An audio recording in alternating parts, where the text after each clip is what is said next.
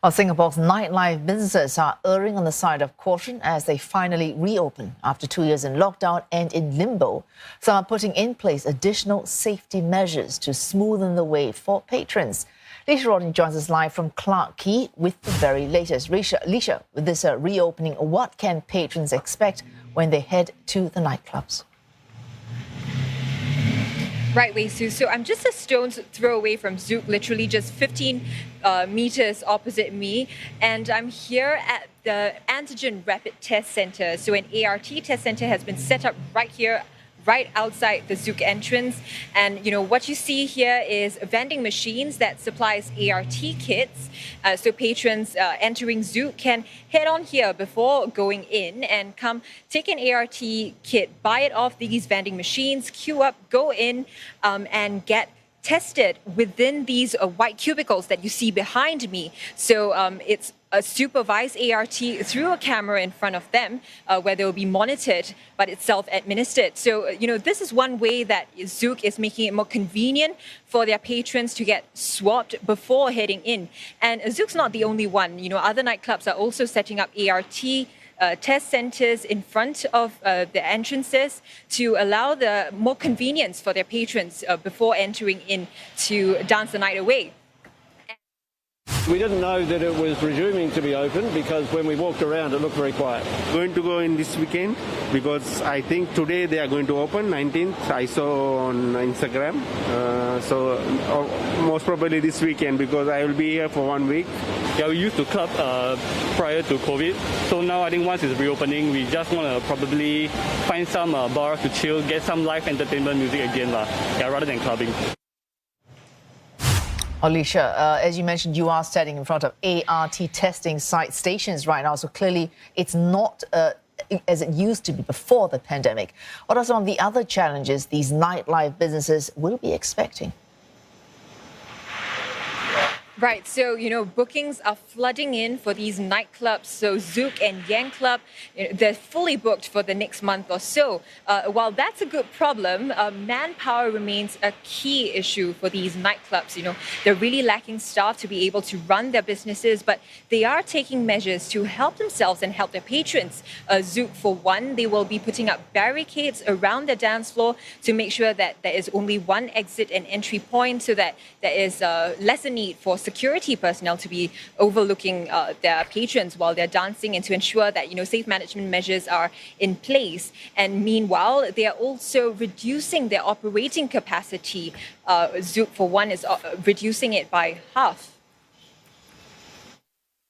I'm definitely trying to hire more people, right? Because of the short time frame for us to reopen the club, and also the foreign quota limits that we have. So we are not able to hire enough to operate the club, and therefore, even though we can operate at 75% capacity, we are limiting it to less than 50% for the opening weeks.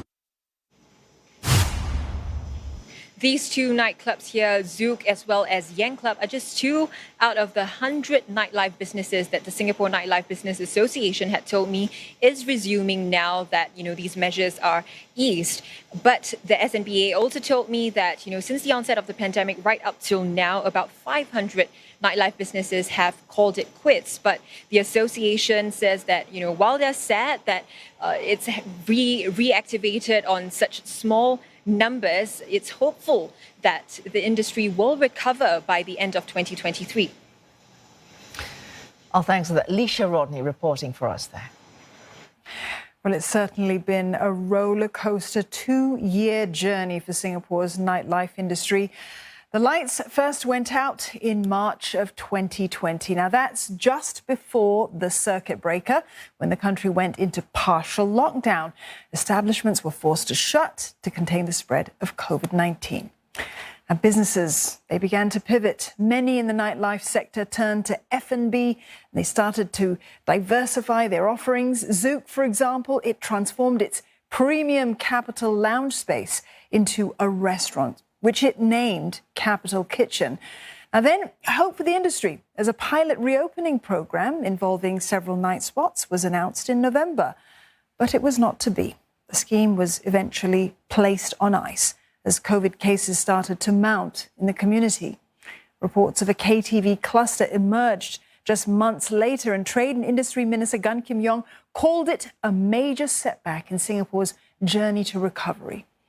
Singapore relaxed some of its curbs in November as part of a calibrated reopening, but the lights remained out for nightlife. Then, early this year, a significant reprieve: the sale and consumption of alcohol at F&B outlets after 10:30 p.m. is allowed from March the 29th. Live performances are also able to resume. And finally, daybreak for the decimated nightlife sector today. All nightlife, including bars, karaoke outlets and nightclubs, can fully reopen. As nightlife in the Lion City resumes, Derek Ong, Vice President of the Singapore Nightlife Business Association, tells us what the future holds for the industry. I think there's a lot of expectations for things to be like the normal, back to the normal.